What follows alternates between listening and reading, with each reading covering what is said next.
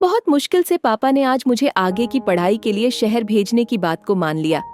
अम्मा, आज मैं बहुत खुश हूँ, प्यारी अम्मा कहकर मैं गले में लग गई। कमला भी चाहती थी कि बेटी पढ़ लिख कर अपने पैरों पर खड़ी हो, तभी उसका विवाह करेंगे। लेकिन पढ़ाई के लिए शहर भेजने से डर भी लगता था, कहीं कुछ ऊंच नीच न कर दे बिट्टो।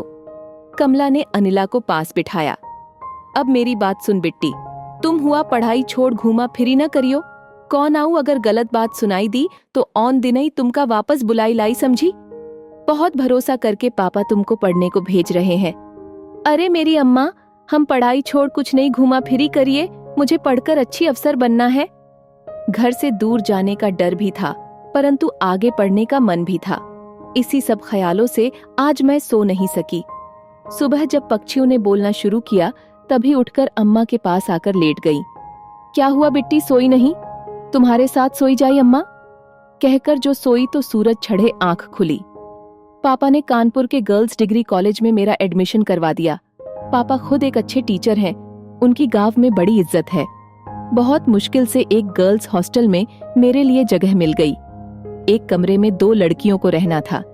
मेरे साथ भी एक लड़की रुचिता थी, देखने में बहुत सुंदर, फैशन पसंद। मेरा तो पहनना कस्बे की लड़की जैसा था। मुझे तो पढ़ना था, एसएससी की परीक्षा पास करनी थी। रुचिता की दोस्ती कुछ लड़कों से थी, वह उनके साथ घूमती रहती, कभी थोड़ी बहुत पढ़ाई कर लेती। मेरा तो उद्देश्य पढ़ाई और कंपटीशन की तैयारी था। वह अक्सर अच्छी अच्छी गिफ्ट लेकर आती, मुझे अब उससे बचकर रहना था। वह मुझे दोस्तों के किस्से, उनके साथ की मौज मस्ती सुनाती थी। मैं उसके साथ फूंक फूंक के कदम रखकर रह रही थी। कोई दूसरा कमरा भी मुझे नहीं मिल रहा था। मुझे अम्मा की बात भी याद आती थी। एक कमरे में रहते उससे दूरी बनाना चाहती थी, परंतु वह भी संभव नहीं हो रहा था। एक दिन वह अपने जन्मदिन की पार्टी की बात कहकर मुझे अपने साथ चलने को मजबूर करने लगी। उसने 2-3 लड़कियों के नाम बताए कि वह भी आएंगी, हम लोग एक रेस्टोरेंट में चाय पार्टी करेंगे। मेरी दोस्त ने केक बनने को ऑर्डर किया है, प्लीज तुम भी चलो। मैंने साथ रहते हुए नहीं जाना, ठीक नहीं समझा। मैं उसके साथ चली गई। उसकी 2 लड़कियां दोस्त थीं और तीनों के बॉयफ्रेंड थे। मुझे बहुत अजीब लग रहा था। मुझे डर लग रहा था कि कहीं मेरे घर का या पास का कोई मुझे देखेगा और पापा से कहेगा कि मैं यहाँ मस्ती कर रही हूँ तो क्या होगा।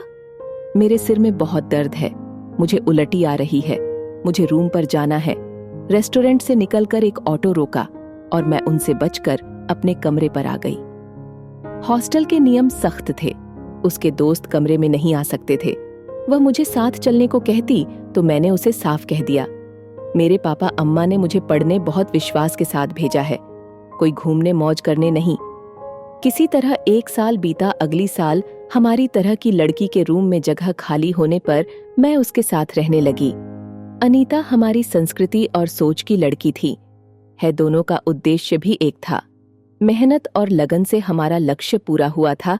आज अम्मा और पापा के आंखों में खुशी के आंसू थे।